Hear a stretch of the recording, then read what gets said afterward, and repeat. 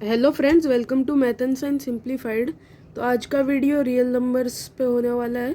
Class 10th का जो real numbers हम कंटिन्यू कर रहे थे, तो आज मैं वापस कंटिन्यू कर रहा हूँ। ये लेक्चर कौन सा है मेरे को अच्छे से याद नहीं, 4th या 5th लेक्चर होगा ये। शायद 4th लेक्चर है।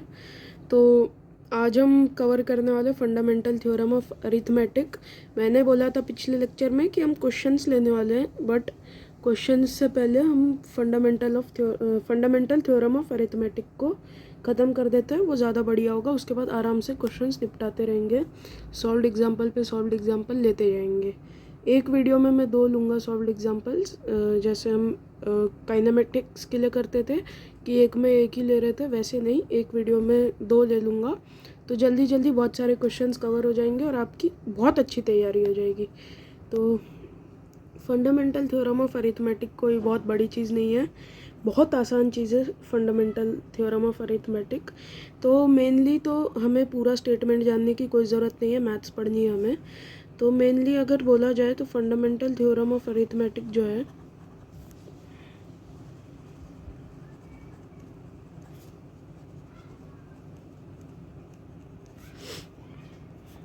फंडामेंटल थ्योरम ऑफ अरिथमेटिक में कुछ पॉइंट्स याद रखने वाले हैं। जैसे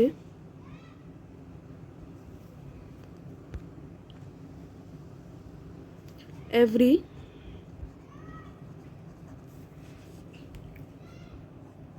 composite number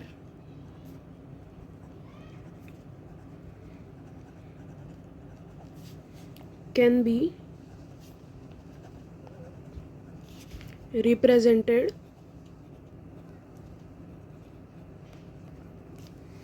as factor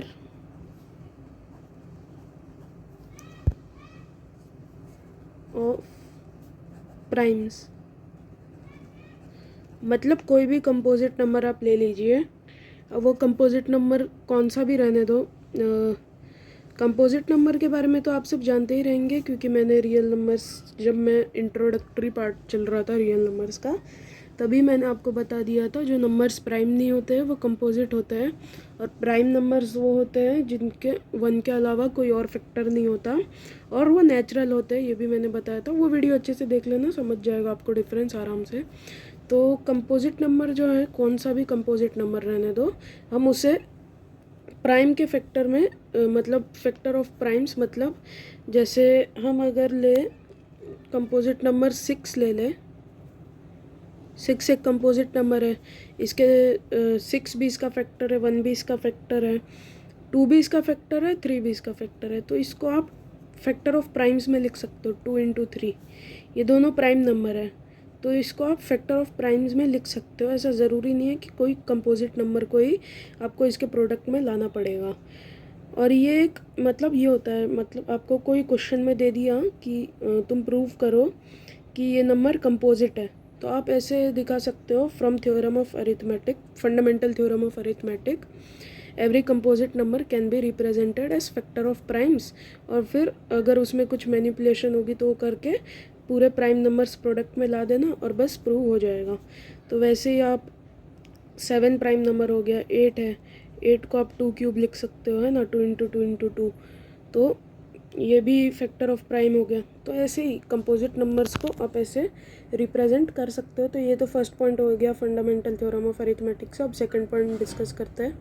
तो सेकंड पॉइंट आप ऐसे लिख सकते हो कि कोई प्राइम नंबर आप x मान लीजिए, अगर x कोई प्राइम नंबर है और y कोई पॉजिटिव इंटीजर है, x is any prime number and y is any positive integer, and if x divides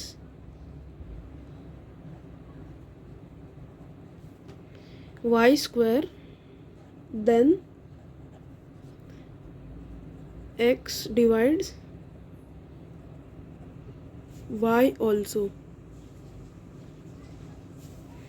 मतलब x जैसे कोई प्राइम नंबर आप ले सकते हो, 2 ले लिया, 2, और फिर 4y ले लिया, ये y है, ये x है। तो आप जानते ही 2 4 को डिवाइड करता है 2 टाइम्स, तो ये भी आप जानते हो कि अगर हम वाई स्क्वायर ले लें मतलब 16/2 कर दें तो ये भी मतलब रियल होगा, ये भी ट्रुथ होगा। और अगर आप 4 क्यूब भी ले लो तो वो भी डिवाइड करेगा। मतलब आप 4 का कोई भी पावर ले लो, मतलब 4 raised to the power n any natural number, कौन सा भी नेचुरल नंबर रहने दो, 2 उसको डिवाइड करेगा ही। मतलब 2 divides every number in the form 4 raised to the power n where n is any natural number।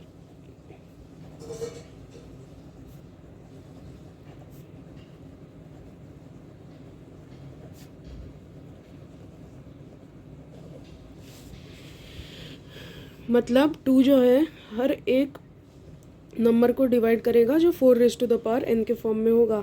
4 raised to the power 3 हो गया, 4 हो गया, 5 हो गया, कौन सा भी 1000 तक आप कितना भी ले लो, इन्फिनिटी तक, कौन सा भी नंबर जो 4 raised to the power n के ऑर्डर में होगा उसे 2 डिवाइड करेगा। ऐसे ही 6 को भी 2 डिवाइड करता है तो 6 के लिए भी वो केस वैलिड होगा। 6 raised to the power 2 36 को भी 2 डिवाइड करता है। 6 raised to the power 3 216 को भी 2 डिवाइड करता है। तो ऐसे आप देख सकते हैं एक्सपेरिमेंटली, आप जहाँ तक जा पाते हो उतना ट्राई कर सकते हो। वैसे ये क्योंकि ऑलरेडी प्रूव्ड है तो ऐसे आपको कोई ये करने की ज़रूरत नहीं है, मैंने आपको बता दिया तो ये आपको पता है, ये आपको याद रखना है। तो फंडामेंटल थ्योरम ऑफ अरिथमेटिक में यही था। और जैसे हम कह सकते हैं कि प्राइम फैक्टराइजेशन इसमें होता है। प्राइम फैक्टराइजेशन इसमें जो क्वेश्चंस बनते हैं मेनली, उसके लिए प्राइम फैक्टराइजेशन अच्छे से आना चाहिए। और प्राइम फैक्टराइजेशन आप पहले ही अपने जूनियर क्लासेस में बहुत अच्छे तरीके से सीख चुके हैं, बट फिर भी अगर आपको याद नहीं है तो मैं आपको फिर से सिखा देता हूँ, उसमें कोई ये नहीं है। तो चलिए प्राइम फैक्टराइजेशन स्टार्ट करते। फैक्टराइजेशन और कुछ नहीं है, प्राइम फैक्टराइजेशन किसी भी कंपोजिट नंबर को प्राइम के फॉर्म में लिखना ही होता है, प्राइम नंबर्स के फॉर्म में। जैसे 4 है तो हम उसे 4 एक कंपोजिट नंबर है, 4 को हम प्राइम जो कि नंबर 2 है 2 स्क्वायर लिख सकते हैं, तो इसे भी हम प्राइम फैक्टराइजेशन ही कहेंगे। बट कभी हमने समझिए कोई बड़ा नंबर ले लिया तो बड़े नंबर्स के लिए थोड़ा हमें एक वे होता है प्राइम फैक्टराइजेशन करने का, तो वो सीखना पड़ेगा। जैसे अगर मैं 36 ले लूँ, ये भी वैसे बहुत आसान है बट फिर भी मैं आपको एक एग्जांपल के लिए ये दिखा देता हूँ। तो ऐसे हम करते हैं, सबसे पहले हमें ना देखते हैं कि ये किससे डिवाइड होता होगा मोस्टली। तो मोस्टली हम सबसे छोटा नंबर लेते हैं। तो 36 सबसे छोटा नंबर जो 36 को डिवाइड करता होगा वो तो 2 ही होगा, ऐसे हम मतलब गेस कर सकते हैं। तो 36 को कितने ज़्यादा डिवाइड करता है, 18, 2 9 18, 3 3 9, 3 1 3। तो यहाँ जितने भी नंबर्स आए हैं तो 36 को हम उसके फॉर्म में लिख सकते हैं, 2 स्क्वायर इंटू 3 स्क्वायर। और ऊपर जो हमने फंडामेंटल थ्योरम ऑफ अरिथमेटिक में फर्स्ट पॉइंट देखा था, वो भी यहाँ से एक तरीके से प्रूव होता है कि every composite number can be represented age factor of primes. तो यहाँ पे 36 एक कंपोजिट नंबर है, उसे हमने प्राइम के फॉर्म में लिख दिया, 2 स्क्वायर इंटू 3 स्क्वायर। तो ये 2 और 3 दोनों प्राइम नंबर्स हैं। तो ऐसे ही आप बहुत सारे एग्जांपल्स ले सकते हैं। कोई बड़ा सा नंबर लेते हैं, जैसे 1316 ले लिया, तो ये भी 2 से होता होगा।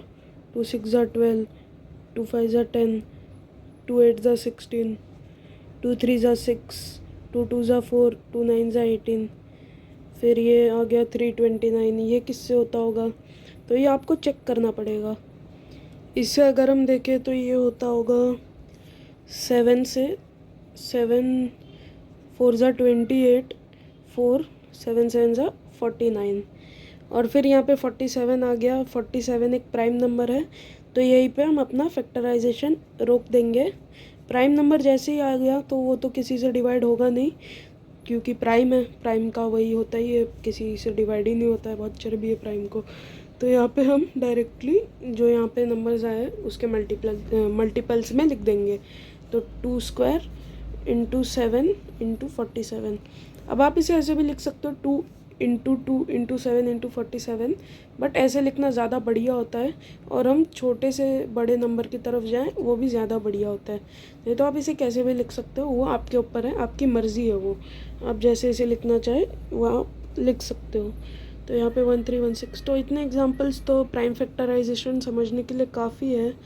तो फंडामेंटल थ्योरम ऑफ अरिथमेटिक में इतना ही था, और चीज़ हम आगे देखेंगे। क्वेश्चंस करते करते हम आगे बहुत सारी चीज़ें समझते जाएंगे धीरे धीरे, क्योंकि क्वेश्चंस करने के भी तरीके होते हैं, और क्वेश्चंस जो होते हैं ना वो करते करते हम खुद ब खुद समझने लगते हैं कि अगर कोई कंसेप्ट आपका, मैं अभी पढ़ा रहा हूँ, आपको ना समझ में आए, वैसे मैंने जो समझाया वो तो आराम से समझने वाली चीज़ें थी, बट अगर नहीं समझ में आ रही कुछ किसी वजह से, तो क्वेश्चन करते करते वो आपको समझ में आ जाएगी। तो क्वेश्चन हम अब अच्छे अच्छे लेंगे आगे। तो फंडामेंटल थ्योरम ऑफ अरिथमेटिक में यहीं तक रखना चाहूँगा। होप करता हूँ आपको आज की वीडियो पसंद आई होगी। तो मैं अभी आपसे अलविदा चाहता हूँ। बाय।